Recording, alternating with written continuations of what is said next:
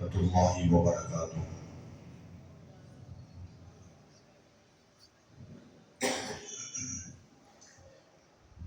الحمد لله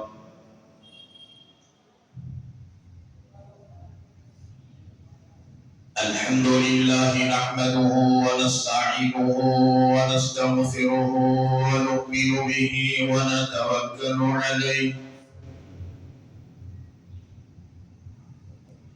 ونعوذ بالله من شرور أنفسنا ومن سيئات أعمالنا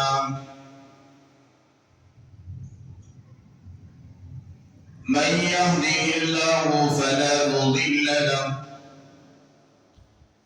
ومن يضلله فلا هادي له ونشهد أن لا إله إلا الله وحده لا شريك له ونشهد أن سيدنا وسندنا وشفينا وحبيبنا وحبيب ربنا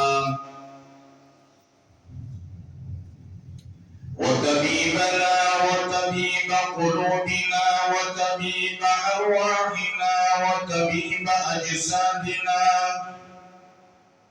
وطبيب عيوبنا ومرشدنا ومأوانا وملجأنا وقائدنا وقطبتنا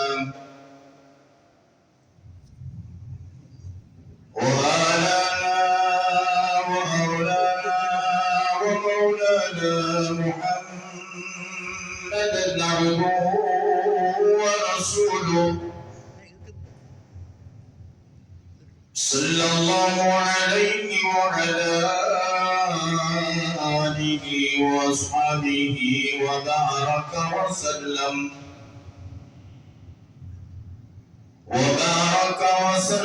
تسليما كثيرا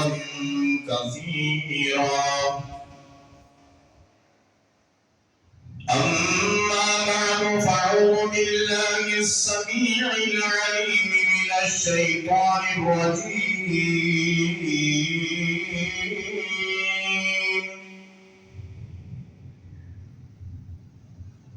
بسم الله الرحمن الرحيم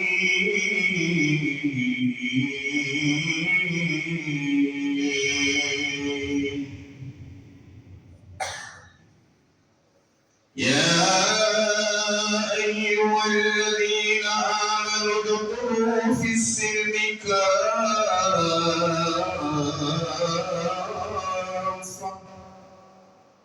ولا تتبعوا خطوات الشيطان إنه لكم عدو مبين.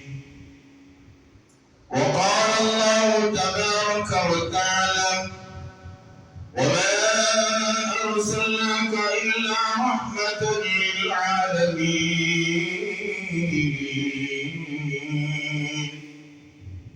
وقال الله تبارك وتعالى في مقام آخر هو الذي أرسل رسوله بالهدى ودين الحق ليظهره على الدين كله ولو كره المشركون.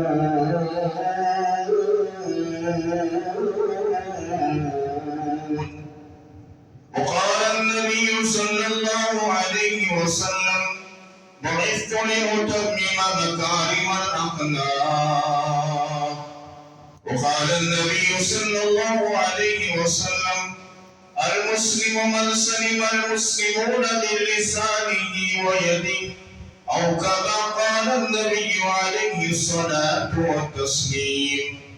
صدق الله ومولانا العظيم وبلغنا رسوله النبي الأمين المتين الكريم ونحن على ذلك من الشاهدين والشاكرين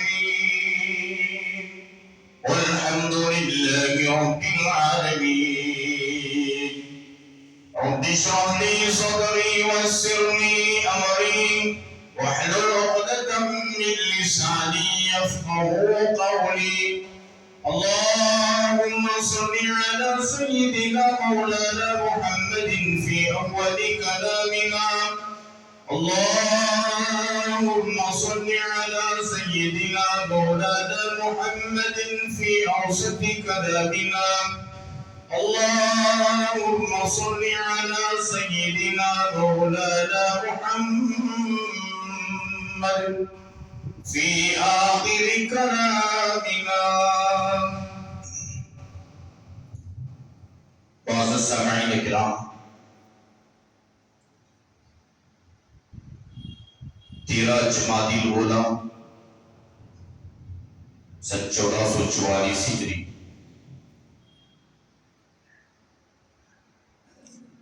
6 جنوری سن 2023 عیسوی بروز جمعہ،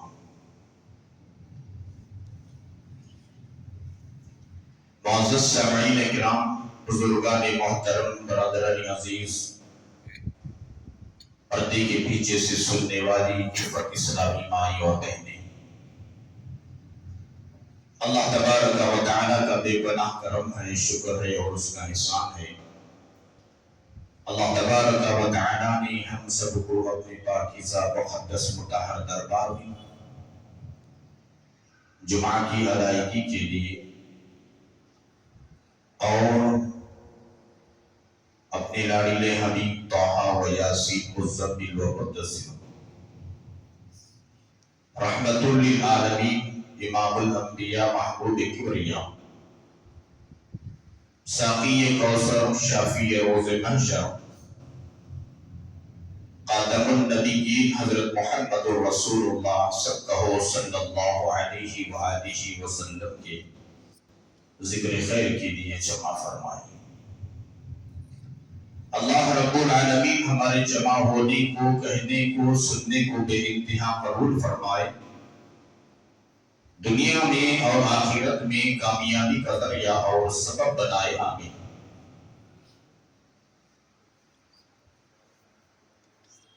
حاضرین،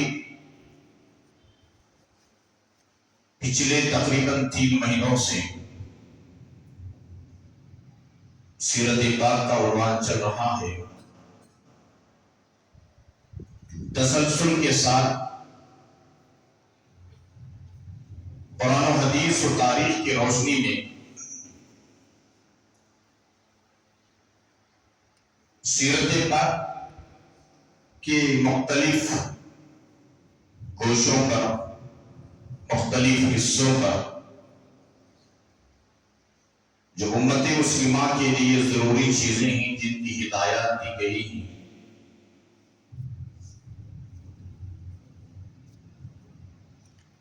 ان چیزوں کی تسلسل کے ساتھ گفتگو چل رہی ہے، اور چلتے چلتے عنوان بھی بڑا لمبا چوڑا ہوتے جا رہا ہے۔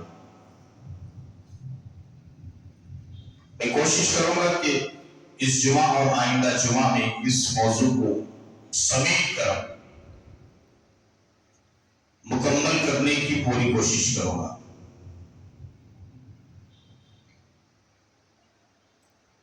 بات چل رہی تھی ہجرت کی۔ تقریباً 3 جمعہ پہلے میں نے ہجرت کے عنوان کو شروع کیا،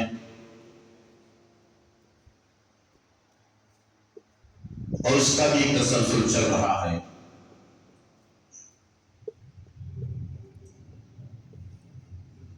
اللہ کے حبیب پاک،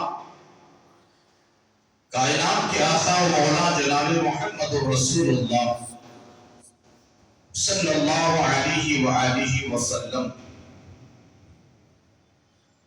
مدینہ المنورہ ہجرت کر آنے سے پہلے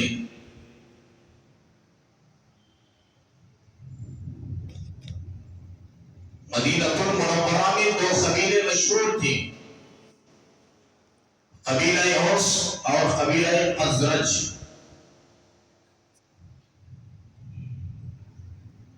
یہ آپس کے اندر اتنی دشمنی اور عداوت خون ایسی ہوا کرتی تھی، اس کی کوئی حد نہیں۔ دوسرے قبائل کے لوگ اطراف و اکناف والے ان کے جنگ و جدال کو، خون ریزی کو، فساد کو، ان کے اختلافات کو، ان کے انتشار کو، ان کی دشمنی اور عداوت کو دیکھ کر بڑے حیران و پریشان تھے، خوف زدہ تھے۔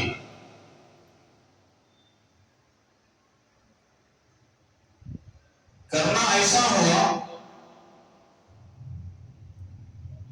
اس قبیلے کے چند لوگ اور اس قبیلے کے چند لوگ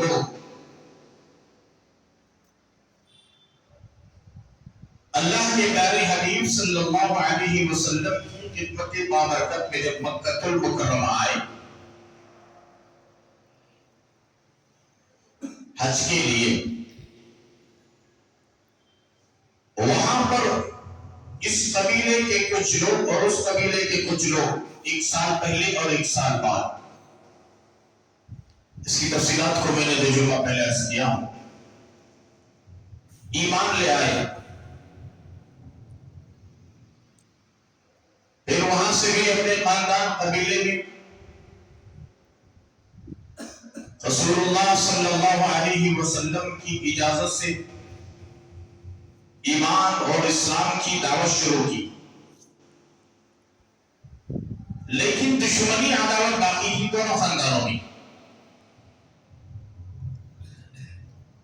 ایمان اور اسلام کی محنت اپنے خاندان اور قبیلے میں اپنے حساب سے وہ محنت کر رہے تھے، لیکن دونوں خاندانوں کے اندر اتحاد نہیں ہوا تھا، اختلافات بڑھ رہے تھے۔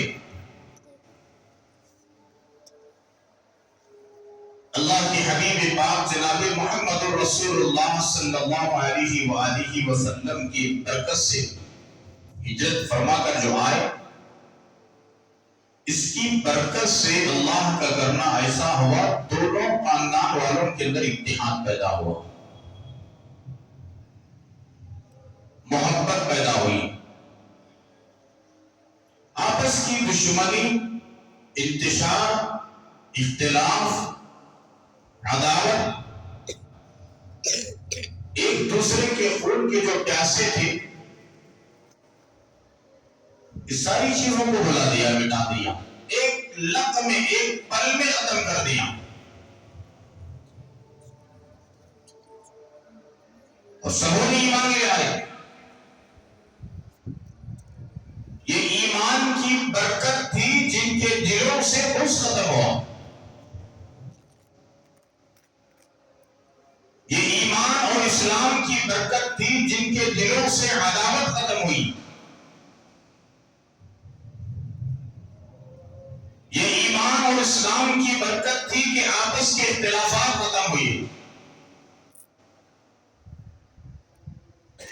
یہ ایمان اور اسلام کی برکت تھی کہ آپس کے اندر خون بہانے کا جو جذبہ اور مادہ تھا، جن کی گھٹی میں بات پڑی ہوئی تھی، یہ چیز ختم ہوئی، دل صاف ہوا، دماغ صاف ہوا، آپس کے اندر اتحاد، اتفاق، پیار، محبت، بھائی چارگی اتنی بڑی کہ ان کے اختلاف سے، ان کے انتشار سے، ان کے خون اور دنگا اور فساد سے دوسرے قبائل کے، دوسرے برادری کے، اطراف و اکناف کے لوگ جتنا پریشان تھے، اب ان کے اتحاد اور اتفاق، پیار، محبت سے دوسری برادری والے، دوسرے سرداران، دوسرے قبیلے والے، اطراف والے، اکناف والے ان کی اس محبت کو دیکھ کر کے اش کرتے تھے، مرعوب ہوتے تھے۔ اللہ تبارک و تعالیٰ نے ایسا روب ڈالا ان دونوں خاندانوں کے ملاپ کے بعد، ان سے دشمنی کرنے کے لیے دوسرے بڑے بڑے سرداران کانپتے تھے، ڈرتے تھے، ان کے خلاف مشورہ کرنے کے لیے دوسرے ڈرتے تھے، ان کے خلاف محاذ اور منصوبہ بندی کے لیے دوسرے ڈرتے تھے، کہ دونوں خاندان والے، خاندان قبیلہ اوس اور قبیلہ خزرج کے اتنے قریب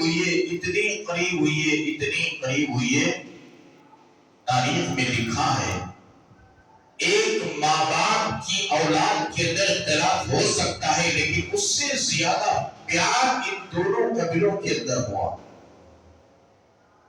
یہ ایمان اور اسلام کی برکت تھی.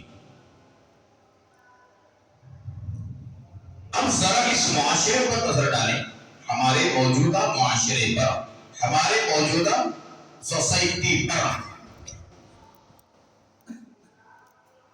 وہ بھی مسلمان تھے نا، وہ بھی مسلمان تھے، ہم بھی مسلمان.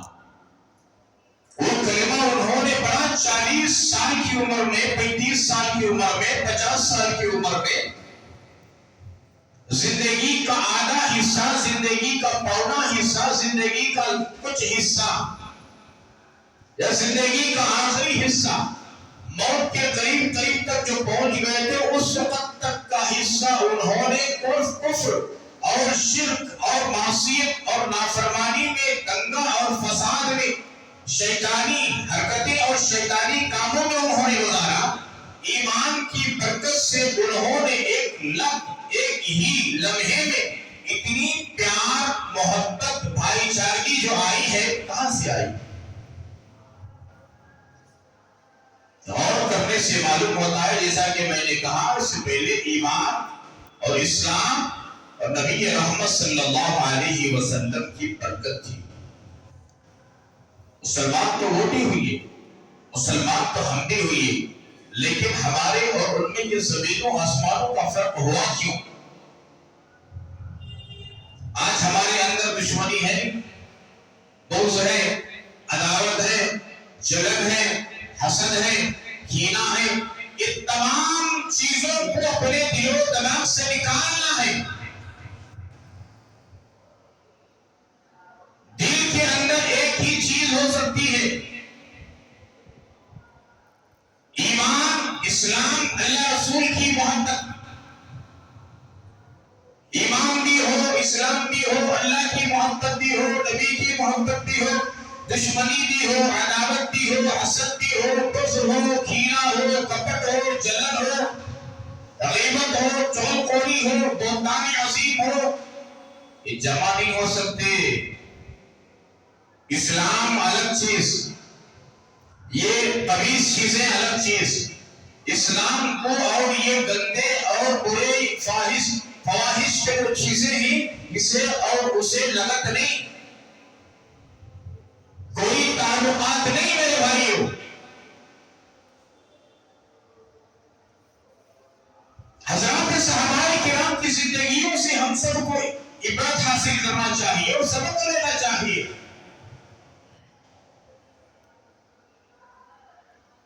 ہماری آدھی عمر گزرنے کے بعد ایمان ہم نے نہیں قبول کیا. باپ مسلمان، دادا مسلمان، پردادا مسلمان، سکردادا مسلمان، ان کے باپ مسلمان، ان کے باپ مسلمان، بہت دور تک ہمارا اور آپ کا خاندان، قبیلہ، کٹنبہ، برادری مسلمان. ہم پیدا ہوئے مسلمان کے گھر میں، ہم پیدا ہوتے ہی ہمارے کانوں میں اذان دی گئی، بائیں کان میں اقامت کہی گئی، تہنیت ڈالی گئی، درود پاک پڑھ کر کے مسلمان ہی ہم لوگ. ماں پیٹ کے مسلمان ہوتے ہوئے ہم لوگ دلوں کے اندر کینہ اور بغض اور جلن اور حسد یہ شعبہ نہیں دیتا مسلمانوں کے لیے. اسی لیے حدیث پاک میں اللہ کے حبیب پاک جناب محمد رسول اللہ صلی اللہ تعالی علیہ وسلم نے ارشاد فرمایا، المسلم اخو المسلم، ایک مسلمان دوسرے مسلمان کا بھائی ہے. آج ہم بھائی کسے تسلیم کرتے؟ ایک ماں باپ کے پیٹ سے جو پیدا ہوا اسی کو بھائی تسلیم کرتے. لیکن جو ایمان لے آیا، کلمہ پڑھنے والا، کلمہ لا الہ الا اللہ کا اقرار کرنے والا، محمد رسول اللہ صلی اللہ علیہ وسلم کا اقرار کرنے والا، یہ بھی ایمان کے رشتے سے مسلمان بھائی ہے. المسلم اخو المسلم، اور کما قال النبی علیہ الصلوۃ والتسلیم، آقا کا فرمان، ایک مسلمان دوسرے مسلمان کا بھائی ہے. اب قرآن سے دلیل لے لیجئے. اللہ رب العالمین اپنے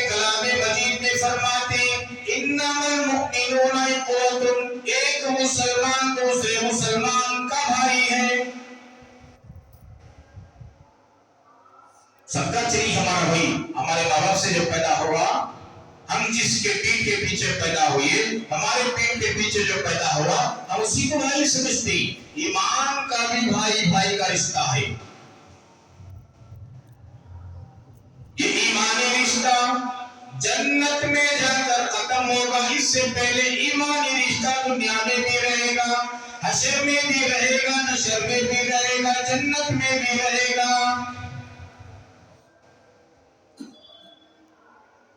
تو میں عرض کر رہا تھا آپس کے اندر بھائی بھائی، جیسا کہ قبیلہ اوس اور قبیلہ خزرج کے لوگوں کے اندر محبت آئی، پیار آیا، اتحاد اتفاق، یہ چیزوں کو ہمارے دلوں کے اندر پیدا کرنے کی ضرورت ہے۔ آج ایک آدمی نماز بھی پڑھ رہا ہے، تلاوت بھی کر رہا ہے، ذکر بھی کر رہا ہے، تسبیحات کی پابندی بھی کر رہا ہے، تہجد پڑھ رہا ہے، اشراق پڑھ رہا ہے، اوابین پڑھ رہا ہے، شاخت پڑھ رہا ہے، اور اس کے دل کے اندر کینہ بھی ہے، بغض ہے، جلن ہے، حسد ہے، یہ ساری بیماریاں اس کے نیک اعمال کو لے کر ڈوبے گی۔ بات سمجھ میں آ رہی؟ یہ ساری بیماریاں اس کے نیک اعمال کو لے کر ڈوبے گی۔ کسی کو گالی بھی دے رہا ہے، بہتان بھی لگا رہا ہے، تھپڑ بھی مار رہا ہے، اور دادا گیری دکھا رہا ہے، یہ تمام کی تمام خبیث اور گندی چیزیں نیک اعمال کو لے کر ڈوبے گی، اس لیے کہ ہمارا ایمان اتنا قوی نہیں ہے جتنا صحابہ کرام کا، تابعین اور تبع تابعین کا، سلف و صالحین کا، ہمارے اکابرین بڑوں کا جو تھا، اس طریقے کا ایمان ہمارا نہیں۔ حالات آئے تو ہمارے ایمان کی کشتی ڈگمگا جاتی۔ تو ساری چیزیں اسلام نے جسے گندے قرار دیا، صحابہ کرام اپنی زندگیوں سے نکالنا بڑا آسان تھا۔ غرض یہ بات لمبی ہو جائے گی۔ اللہ کے حبیب پاک صلی اللہ علیہ وسلم کی ہجرت کی برکت سے ان دونوں خاندانوں کے اندر اتحاد ہوا، اتفاق ہوا۔ غار ہرا سے نکلے آقا، اس کی تفصیلات گزشتہ جمعہ آپ نے سنا۔ غار ہرا سے آقا نکلے، صدیق اکبر ساتھ تھے، عامر بن فہرہ صدیق اکبر کے غلام یہ بھی ساتھ تھے۔ ایک مختصر قافلہ نکلا، روانگی ہوئی۔ سراقہ بن مالک، ان کے حالات گزشتہ جمعہ اس سے پہلے بھی میں نے تفصیلات عرض کیا، تعاقب میں آئے تھے، ان کی حالت ہوئی کیا اور ایمان لے کر گئے واپس۔ آئے تھے تعاقب میں، جو انعام کی شوق میں، آقا کے چہرے کو دیکھا اور ان کے چھوٹے سے معجزے کو دیکھا، سمجھ گئے کہ کوئی معمولی ہستی نہیں، ایمان لائے پھر واپس گئے۔ امن و امان بھی لکھا کر لے گئے۔ رسول کائنات صلی اللہ علیہ وسلم نے عامر بن فہرہ سے لکھوایا، لکھ کر کے دو، چپڑے میں لکھ کر کے دیا گیا۔ جب آقا صلی اللہ علیہ وسلم کی روانگی ہوئی غار ہرا سے، چونکہ سادے راہ، کھانے پینے کا جو سامان تھا وہ تو بھارے، صدیق اکبر کے گھر سے آتا تھا، یا تو حضرت عبداللہ نادر صدیق اکبر کے بیٹے، یا تو ان کی بیٹی حضرت اسماء رضی اللہ تعالیٰ عنہا تھی۔ اب روانگی ہوئی ہے غار ہرا سے، کچھ چھٹکارا ملا ہے دشمنوں سے، اور سراقہ بن مالک جو آئے تھے واپس گئے، آنے والوں سے ان کو روک کر کہا چلو چلو آپ کو جانے کی تعاقب کرنے کی ضرورت ہے، لیکن خود دیکھ کر آیا ہوں۔ وہ تو خفیہ راستوں کے اچھے جاننے والے تھے، سبوں نے اعتماد کیا، صحیح ہے بات، ان سے زیادہ خفیہ راستے نہیں جان سکتے۔ سب واپس سے امن کی جگہ ملی، امن کا ماحول ملا، اللہ کے حبیب پاک صلی اللہ علیہ وسلم روانہ ہوئے۔ راستے میں گئے، ام معبد کا گھر ملا. ام معبد، معبد کی امی بوڑھی ماں، بڑی مہمان نواز عورت تھی. عرب کا ایک دستور تھا، مہمان نوازی میں مشہور تھے. اپنا پرایا دوست دشمن کچھ بھی نہیں دیکھتے تھے.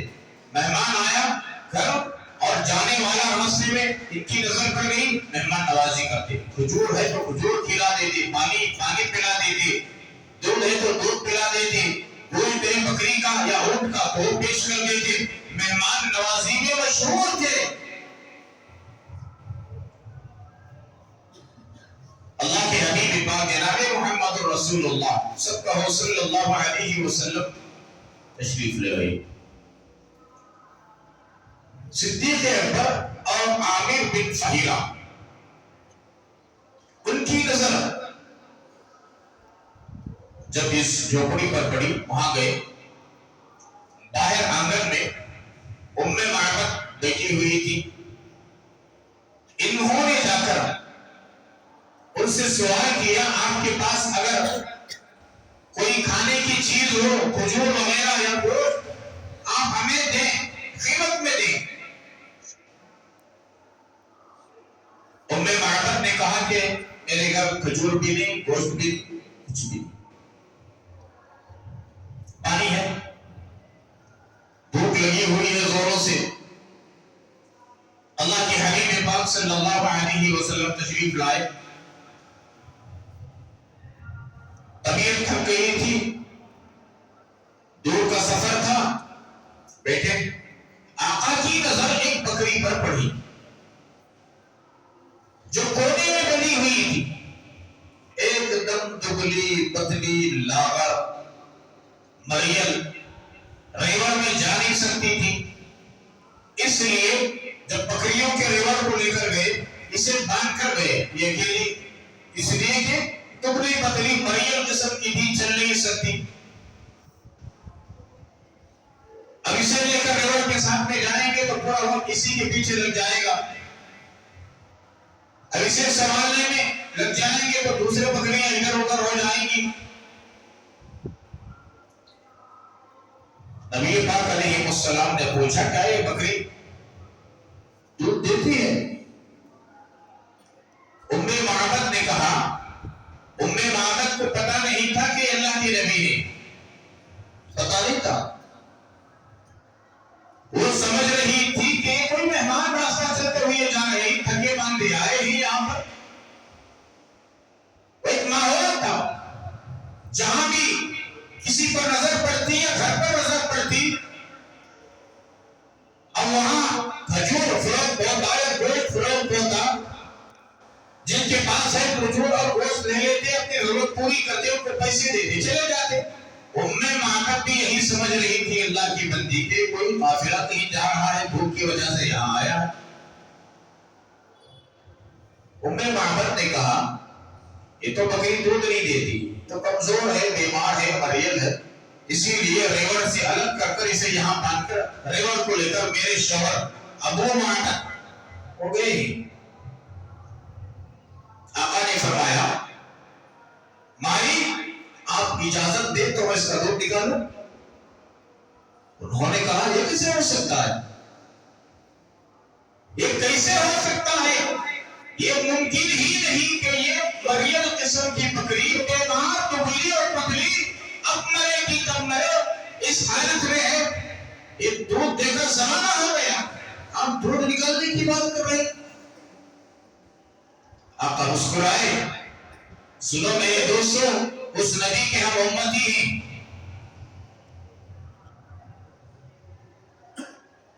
مسکرائے اور کہا، مائی آپ اجازت دے تو میں دودھ نکالوں. اب اجازت دینے میں کیا گیا؟ اجازت دینے میں کیا گیا؟ کیا نقصان ہے؟ بوڑھی ماں نے کہا، ٹھیک ہے، آپ کی مرضی. اللہ کے حبیب پاک صلی اللہ علیہ وسلم ایک بڑے برتن کو منگایا. برتن دو لے تو ایک بڑی چیز، کیا بولتی اسے؟ سپالو بولتی، بنگی بولتی، ہماری اس معاشرے میں ہماری زبان اور ہمارے کلچر کے اعتبار سے شتل لے لو، بڑی چیز کو منگایا، اللہ کا نام لے کر اللہ کے حبیب پاک صلی اللہ علیہ وسلم نے بسم اللہ الرحمن الرحیم پڑھا، بکری کے تھنوں کو ہاتھ لگانا تھا۔ اللہ کی عزت و جلال کی قسم، سیرت اور تاریخ کی کتابوں میں لکھا ہے وہ دبلی اور پتلی اور مریل قسم کی جو بکری تھی، اللہ کے حبیب پاک کے دست رحمت جیسا ہی اللہ کے نام کو لے کر کے لگایا گیا۔ یہ دبلی اور پتلی اور مریل قسم کی بکری کے تھن دو سے لبریز ہو گئے، پکڑ کر دودھ نکالنے لگے، وہ اتنا بڑا جو برتن تھا سب بھر گیا۔ یوں سمجھ لیجیے علماء نے لکھا ہے 8-10 لیٹر اتنا دودھ۔ آقا اس برتن کو اٹھائے، ام معبد کو پیش کیا، بھائی آپ اسے نوش کیجیے۔ سبحان اللہ، بولیے سبحان اللہ، آپ نوش کیجیے۔ ایسا نہیں کہ میں بھوکا ہوں، میرے ساتھی بھوکے ہیں، ہم استعمال کر لیں گے، بچا بچا بات میں دیں گے، یہ نہیں۔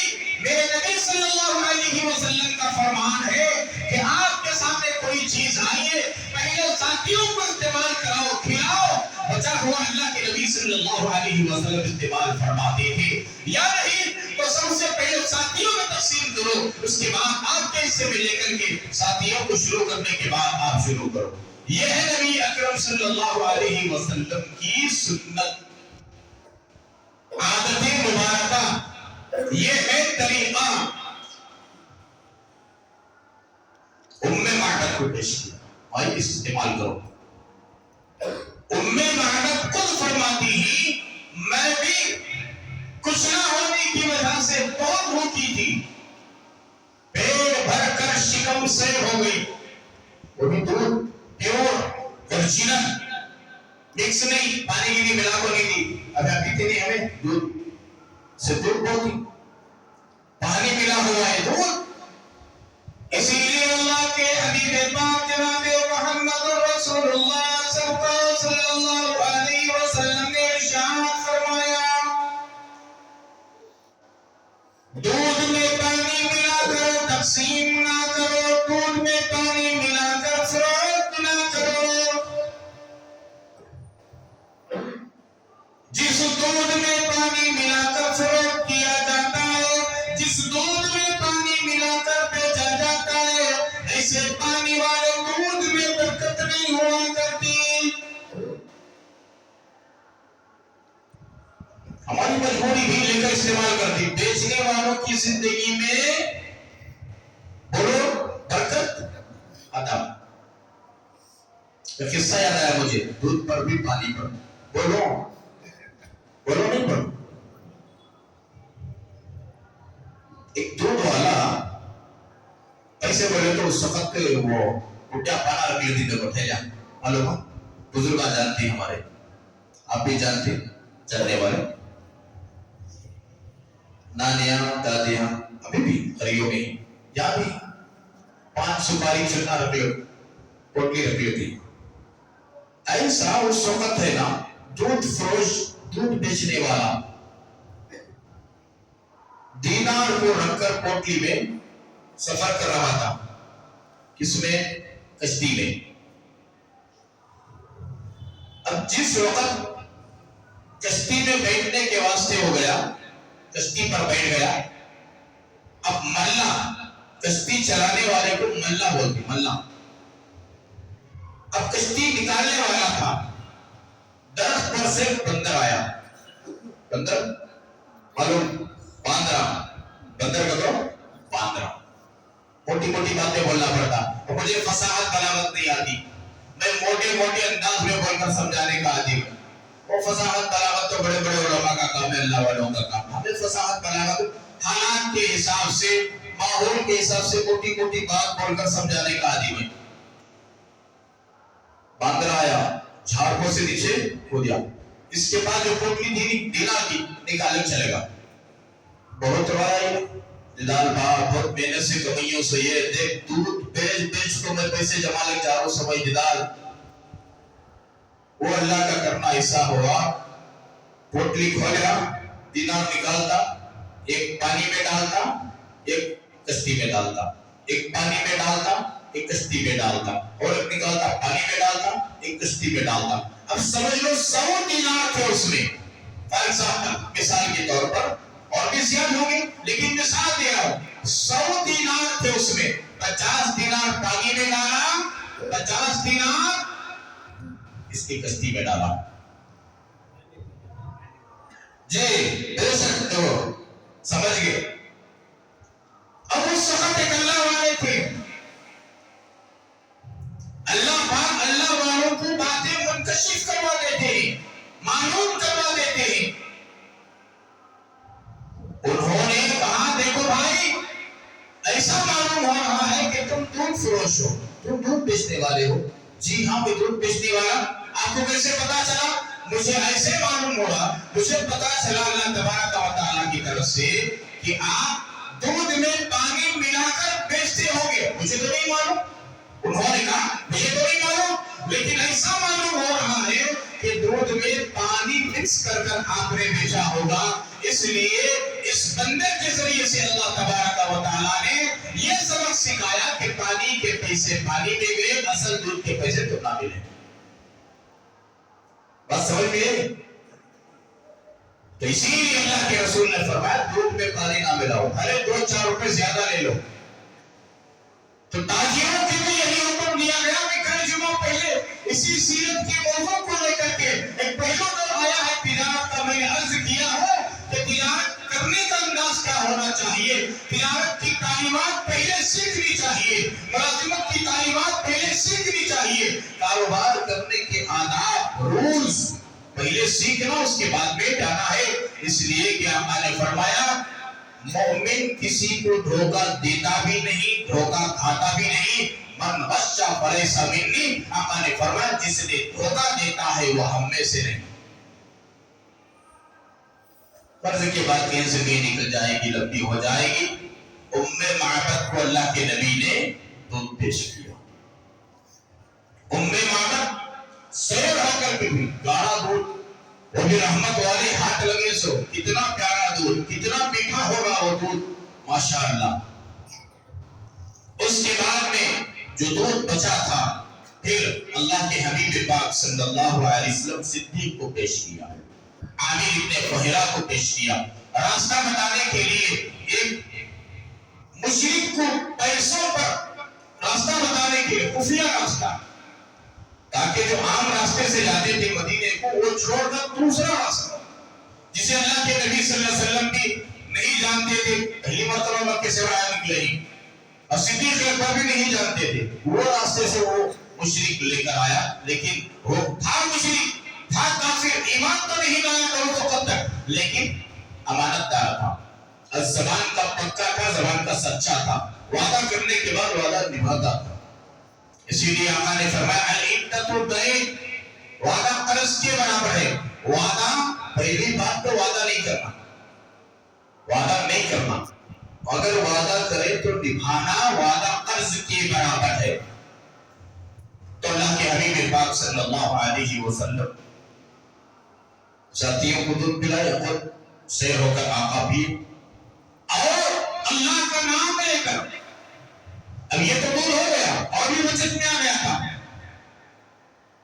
علماء نے لکھا ہے ایک اور بڑا برتن منگوا کر پھر اللہ کا نام لے کر رحمت والے ہاتھ لگے، تھن کو اور تھن دودھ سے لبریز ہو گئے، پھر دودھ نکلا، برتن بھر گیا۔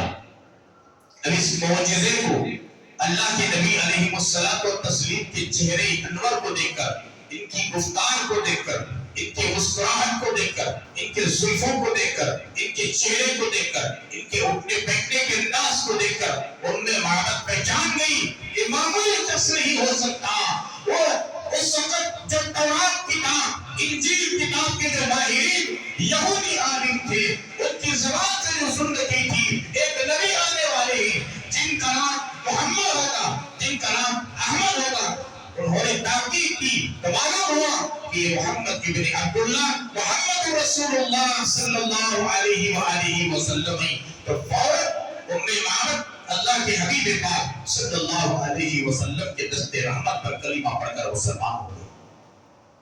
وہاں سے آقا نے شام ہوئی، سورج غروب ہونے سے پہلے پہلے ابو معبد آئے، یعنی ام معبد کے شوہر آئے۔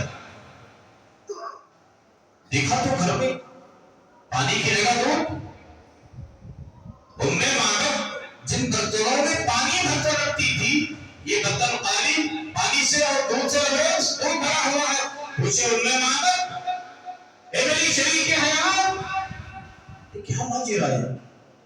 پانی کی وجہ آج میں دودھ دیکھ رہا ہوں، آنکھ مرنے لگے، ریئل دیکھ رہا ہوں، کیا بات کرنا مجھے، میرا تصور کیا ہے؟ کہا کہ نہیں جی، آپ جو دیکھ رہے سچے دیکھ رہے سو، آپ پھاڑ پھاڑ کر کے دیکھنے لگے، پانی کی جگہ دودھ نظر آ رہا، ہو سکتا کہ میں باہر سے آیا ہوں تو پانی کی جگہ دودھ نظر آ رہا ہوگا۔ ام معبد نے کہا، بیوی نے شوہر سے کہا، نہیں آپ جو دیکھ رہے ہیں حقیقت میں واقعی دودھ ہے، یہ آیا کہاں سے؟ جبکہ ساری بکریوں کو میں لے کر چرانے کے لیے گیا تھا، ایک ہی بکری موجود تھی، وہ بھی دبلی اور پتلی، لاغر، کمزور، بیمار، یہ دودھ اتنا سارا آیا کہاں سے؟ ام معبد نے پورا نقشہ کھینچا، کتابوں میں لکھا ہے سیرت کی پورا نقشہ کھینچا، 2-3 احباب آئے، ان میں سے ایک شخصیت چودھری رات کے چاند جیسا چہرہ، ان کی گفتار ایسی، ان کے بیٹھنے اٹھنے کا انداز ایسا، ان کے زلفے ایسے، ان کے چہرہ ایسا، ان کے بھویں ایسے، ان کے پلکے ایسے، ان کے ہونٹ ایسے، ان کے دانت ایسے، ان کے ناک ایسی، ان کی پیشانی اندھا پیشانی اور داڑھی ایک دم گھنی اور بال لمبے لمبے سیدھے تھوڑے گھنگرولے تھے، ایسا چہرہ، بڑے نرم انداز سے بات کرنے والے، بڑے نرم انداز سے چلنے والے، تبسم کا چہرہ، ہمیشہ مسکرانے والے، تبسم فرمانے والے، اس سارے نقشے کو کھینچا۔ ابو معبد سمجھ گئے واقعی یہ شخصیت جن کو مکہ ڈھونڈ رہا ہے، ابو جہل اور اس کے ماننے والے ڈھونڈ رہے ہیں، عبداللہ کے بیٹے جو آخری نبی دنیا میں آنے کی، جو بشارتیں دی گئی تورات کے ذریعے، جو بشارتیں دی گئی انجیل کے ذریعے، یقیناً یہی محمد رسول اللہ صلی اللہ علیہ وسلم ہوں گے۔ ساری چیزوں کو چھوڑ کر بیوی کے زبان سے اتنا سننے کے بعد پوچھا بیوی سے، کس راستے سے گئے؟ بیوی نے کہا اس راستے سے گئے، اور جاتے ہوئے انہوں نے کہا کہ ہم مدینے کا قصد کیے ہی، ارادہ کیے ہی۔ ابو معبد ام معبد کے شوہر فوراً جا کر اللہ کے حبیب کا جناب محمد رسول اللہ صلی اللہ علیہ وسلم سے ملاقات کی اور کلمہ پڑھ کر مسلمان۔ ایک چھوٹا سا معجزہ تھا،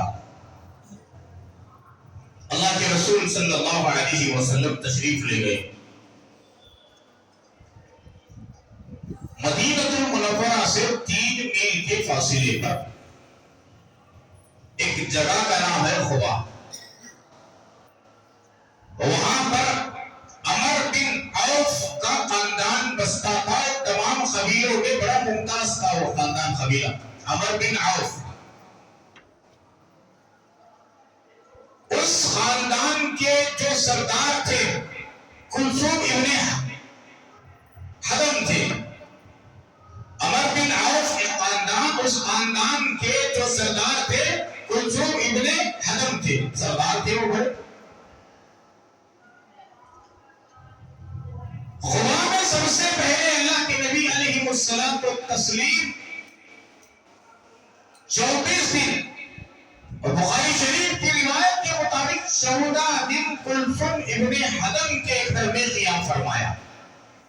ابھی بھی وہ جگہ موجود ہے، وہاں پر جو حجاج معتمرین عمرے کے لیے جو گئے ہیں وہ جانتے ہیں کہ قبا کا علاقہ کیسا ہے، وہاں مسجد قبا ہے، اور کلثوم ابن حدم کا جو مقام تھا اور اس کے قریب کھجور کا باغیچہ تھا، ابھی بھی موجود ہے۔ 1400 سال گزرنے کے باوجود بھی اللہ کے حبیب پاک جناب محمد رسول اللہ صلی اللہ علیہ وسلم نے مکہ المکرمہ سے ہجرت فرما کر غار حرا آئے، غار حرا سے ام معبد کے گھر آئے، وہاں سے لے کر کے خبا علاقے میں آئے، وہاں سے عمر بن عوف کے خاندان میں آئے، اور وہاں سے جو کلثوم ابن حدم کے گھر میں قیام 14 دن فرمائے۔ آج بھی وہ عمارت موجود ہے، وہ گھر موجود ہے، جا آنکھوں سے اس مبارک جگہ کا دیدار کیا، 14 دن قیام فرمائے۔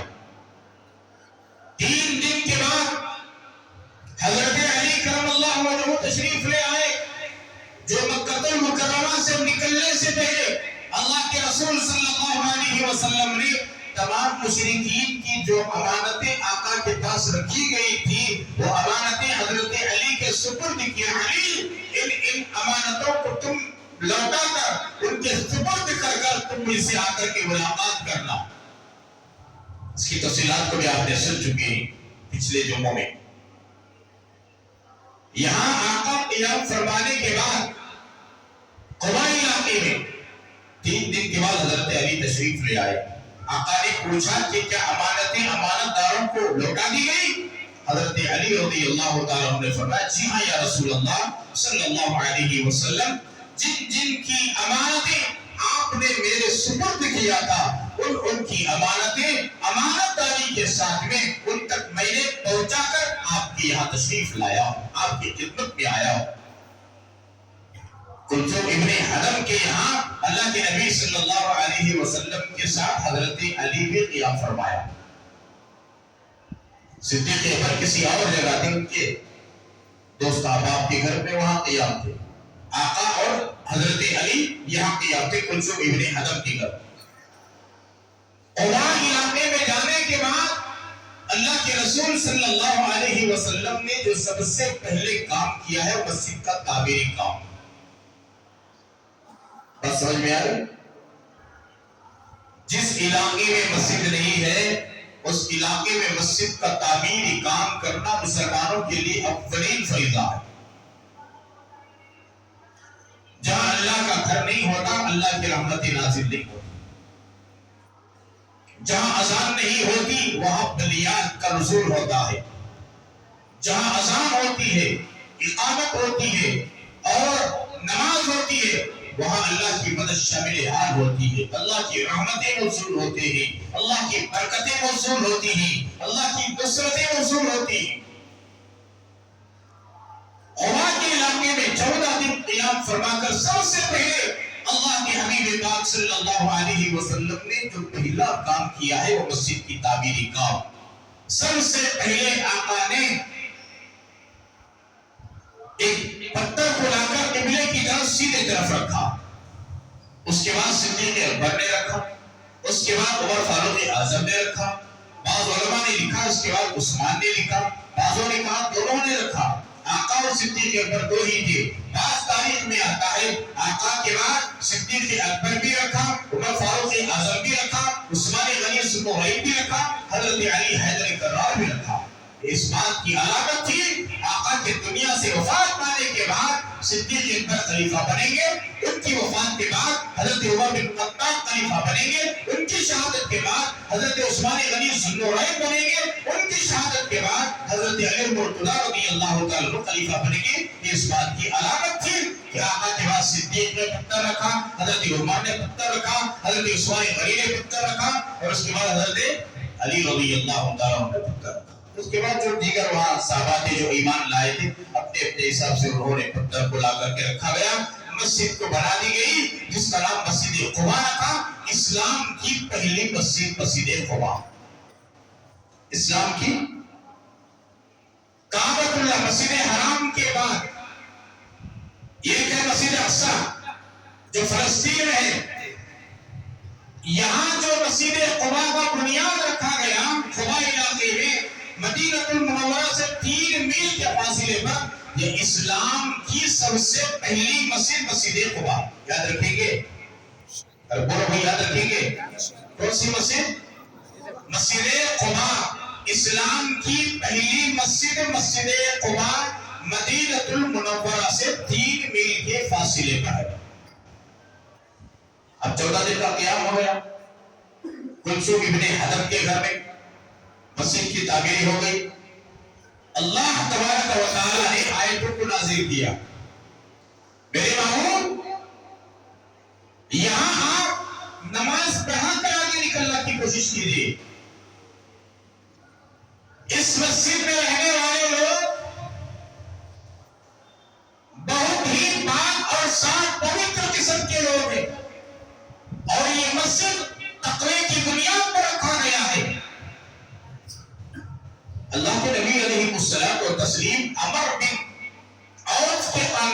والوں کو بلائے، وہ بھی آئے۔ کلثوم ابن حدم جو سردار تھے اس قبیلے کے، ان سے کہا اللہ تبارک و تعالیٰ کا فرمان ہے کہ یہاں کے لوگ نظافت کے اعتبار سے، پاکی کے اعتبار سے، صفائی کے اعتبار سے بہت اچھے لوگ ہیں، میں پاک و صاف رہنے والوں سے اللہ پاک فرماتے میں محبت کرتا ہوں، آپ یہاں جو مسجد رکھی گئی ہے، مسجد کا بنیاد وہ تقوی کی بنیاد پر رکھی گئی ہے، یہاں آپ قیام کر کر، یہاں نماز پڑھ کر آپ جائیں، آپ کا وہ کون سا عمل ہے جس کی بنیاد پر اللہ تبارک و تعالیٰ نے آپ کی تعریف کی ہے؟ سنو ذرا غور سے، یہ ڈھیلا لیتی نہیں، ڈھیلا استنجے کے لیے لیتی نہیں لیتی ہوئی، اب تو نہیں، چھوڑو، یہاں پر لینا چاہیے۔ اب جہاں کئی جنگلات میں جاتے ہیں جہاں پانی نہیں ہے، چھوٹا استنجا بھی ڈھیلے سے صفائی کرنا ہے۔ اب پہلے زمانے کا وہ سچ ہوتا تھا، ہم نے ہمارے دادا مرحوم علی راما کو ہم نے دیکھا ہے کہ پہلے ڈھیلے کا استعمال فرماتے بعد پانی کا استعمال، پانی ہوتے ہوئے بھی ہم نے بڑوں کو دیکھا ہے، پہلا ڈھیلے کا استعمال کرتے اس کے بعد پانی کا استعمال کرتے۔ یہ نظافت کے بالکل قریب چیز ہے۔ تو اللہ کے نبی نے ان سے پوچھا، عمر ابن عوف کے قبیلے والوں سے اور ان کے سردار جو کلثوم ابن حدم تھے، ان سے پوچھا کہ کون سا عمل تمہارا ایسا ہے جو اللہ تبارک و تعالیٰ نے تمہاری تعریف کی ہے؟ تو انہوں نے کہا کہ ہمارا ایک عمل یہ ہے کہ ہم جب بھی سجدہ کرتے ہیں، پیشاب کو جاتے ہیں تو پہلے ڈھیلے کا استعمال کرتے ہیں، اس کے بعد پانی کا استعمال کرتے ہیں۔ ہو سکتا ہے کہ اللہ تبارک و تعالیٰ کو یہ ادا اور یہ پاکی صفائی پسند آئی ہوگی، اس لیے اللہ نے ذکر فرمایا، ہماری تعریف فرمائی۔ آقا نے فرمایا واقعی اسی عمل کی بنیاد پر اللہ تبارک و تعالیٰ نے تمہاری تعریف فرمائی ہے، اسے لازم پکڑو۔ ان خاندان قبیلے والوں سے کہا کہ لازم پکڑو، اور امت کو بھی تعلیم دی کہ استنجا کے بعد ڈھیلے کو لازم پکڑو، یہ صفائی کے بالکل قریب ہے، پاکی کے بالکل قریب ہے۔ اب جنگلات میں جاتے سفر کرنا ہوتا، پانی نہیں ملتا، کیا کرتے؟ ڈھیلے کا استعمال کرنا۔ ڈھیلا استعمال کرنے سے پہلے فقہاء نے لکھا ہے، ڈھیلا ہے بھی اینٹ توڑ لیے، ڈھیلا استعمال کرنے سے پہلے کبھی اینٹ توڑنا پڑتا ہے، پھوڑنا پڑتا ہے، اور کوئی بڑا ہوتا ہے ڈھیلا، کبھی چھوٹے ہوتے، کبھی سارا ہوتا ہے، اسے 4-5 ٹکڑے بنانا پڑتا ہے۔ فقہاء نے مسئلہ لکھا ہے، ذہن میں مسئلہ رکھیں، مٹی کا ڈھیلا استنجا کرنے کے بعد چھوٹا ہو یا بڑا ہو، پیشاب چھوٹا استنجا، پاخانہ بڑا استنجا، چھوٹا ہو یا بڑا ہو، استعمال کے بعد ڈھیلا لینے سے پہلے اس ڈھیلے کو زمین پر 3 بار ابارنا۔ کیوں؟ سوال، آپ کا سوال، آپ نے سوال نہیں کیا مجھ سے، لیکن آپ کے ذہن میں سوال آ رہا ہے، آپ کا سوال کیوں؟ ہم نے پیشاب کیا ہے، پاخانہ کیا ہے، ڈھیلا قریب ہے، اٹھا کر ہم صاف کر سکتے ہیں، چھوٹا استنجا ہو یا بڑا ہو، لیکن زمین پر 3 بار مارنے کی وجہ کیوں؟ آپ کا سوال، جواب فقہاء نے یوں دیا ہے کہ ہر ذرہ، ہر چیز، پتا ہو، درخت ہو، شجر ہو، حجر ہو، جمادات ہو، نباتات ہو، چاہے کوئی بھی چیز دنیا کی رہنے والی ہو، ہر چیز اللہ کا ذکر کر رہی ہوتی ہے۔ جب آپ اس ڈھیلے کو اٹھا کر 3 مرتبہ زمین پر ماریں گے، وہ ڈھیلا اللہ کا ذکر کرنا بند کر دے گا، اس وقت تم استعمال کر سکتے ہو۔ سمجھ میں آئی بات؟ فقہاء کا جو مسئلہ ہے ہم سمجھتے نہیں، ہزاروں کی حکمتیں چھپی ہوئی ہیں، اور اسی لیے پانی ایک بالٹی میں، بجلی میں، بکیٹ میں، جس کسی میں بھی ڈرم میں پانی ہے، کھڑا ہوا ہے، استعمال کرنے سے پہلے تھوڑا حرکت دینا پانی کو، گندے ہاتھ سے نہیں۔ ہاتھ اگر پاک ہو تو حضرت بولے بھی گربل کو جا کو ہاتھ گندا ہے، صفائی کیے بغیر سپر اٹھا گھنٹہ لگا کو ہلانا نہیں، سمجھے بات؟ اگر ہاتھ پاک صاف ہے تو ہلاؤ، یعنی آپ کے پاس لکڑی ہے یا جگ ہے آپ کے پاس یا کوئی اور چیز ہاتھ میں ہے، اسے پکا کر اس طریقے سے ہلاؤ یا پلٹاؤ، اسے ٹھنڈا کرنے کا اسے پلٹا لے، یہ طریقہ۔ ہاتھ گندے ہی ایک سائڈ سے پکڑو، پانی ڈباؤ، پہلے ہاتھ اچھے طریقے صفائی کرو، پھر یہاں سے پکڑو، جہاں سے یہ پکڑا گیا ہے ادھر سے پانی ڈال کر صاف کرو، تاکہ پکڑی ہوئی چیز بھی جب کی صاف ہو جائے گی، دونوں ہاتھ بھی صاف ہو جائے گی۔ اب تو ایسا تو نہیں، ہر حمام کے اندر، غسل خانے کے اندر اچھی سہولت ہو گئی ہے، بہتر ہے کہ اسے بھی صاف کرنے سے پہلے جب وغیرہ ہے تو ہاتھوں میں پانی ڈال لینا چاہیے۔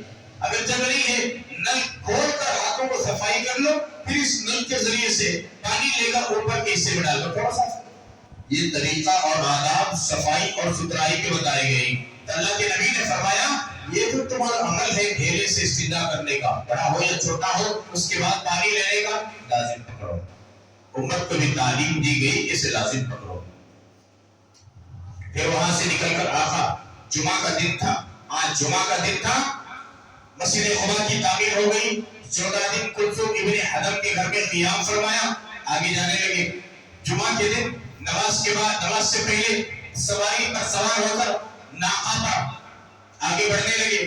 جمعہ کا وقت آ گیا، اللہ کا حکم نازل ہوا، میرے محبوب یہاں جمعہ کی نماز ادا کرو۔ وہاں پر بنو سالم ایک قبیلہ آتا ہے، بنو سالم، قباء چھوڑ کر تھوڑا قریب جانے کے بعد بنو سالم کا ایک قبیلہ تھا، وہاں پر عین جمعہ کا وقت آ گیا۔ اللہ رب العالمین کا حکم نازل ہو گیا کہ یہاں جمعہ کی نماز پکا آگے بڑھے۔ اللہ کے نبی صلی اللہ علیہ وسلم اپنی سواری سے اترے، وہاں جو ایمان لائے صحابہ کرام استقبال کے واسطے تیار تھے، وہ بھی آقا کے پیچھے پیچھے تھے مدینہ جانے کے لیے، اور مدینے والے بھی صحابہ کرام وہاں تشریف لائے تھے۔ تو اس سبوں نے مل کر کے وہاں جمعہ کی نماز ادا کی۔ یہ اسلام میں سب سے پہلے جمعہ ہے۔ علماء نے لکھا ہے وہاں پر آج جو دیکھ کر آئے ہیں آپ کو معلوم ہے، حاجی حج پہ جانے والے، معتمرین جو عمرے کو جا کر آئے ہیں، وہاں پر ایک مسجد ہے، مسجد جمعہ جسے کہتے ہیں۔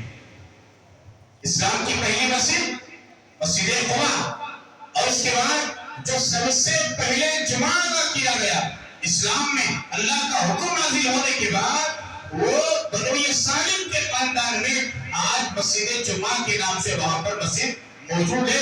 وہاں جمعہ کی نماز ادا کرنے کے بعد اپنی سواری پر سوار ہو کر اللہ کے حبیب پاک صلی اللہ علیہ وسلم آگے تشریف لے گئے۔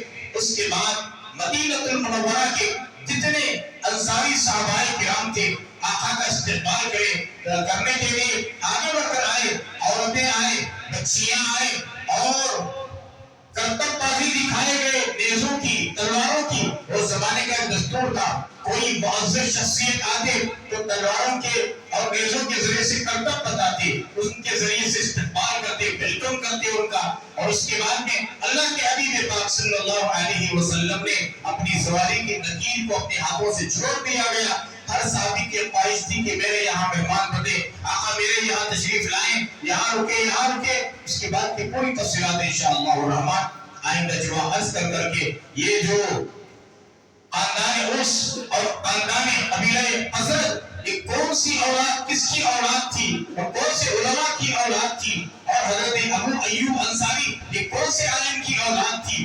آقا نے جس گھر میں قیام کیا وہ گھر کیا ابو ایوب انصاری کا تھا، یہ آقا کا خود کا گھر تھا، یہ کب بنایا گیا تھا، کتنے سال پہلے بنایا، اس کی پوری تفصیلات انشاءاللہ الرحمن آئندہ جمعہ عرض کر میں اس موضوع کو مکمل کرنے کی کوشش کروں گا۔ اللہ تبارک و تعالی ہم تمام کو جو کہا گیا سنا گیا عمل کی توفیق عطا فرمائے۔ رسول کریم صلی اللہ علیہ وسلم کے بتائے ہوئے طریقے پر، بتائے ہوئے راستے پر، شریعت مطہرہ پر، اسوہ حسنہ پر زندگی گزارنے کی توفیق عطا فرمائے۔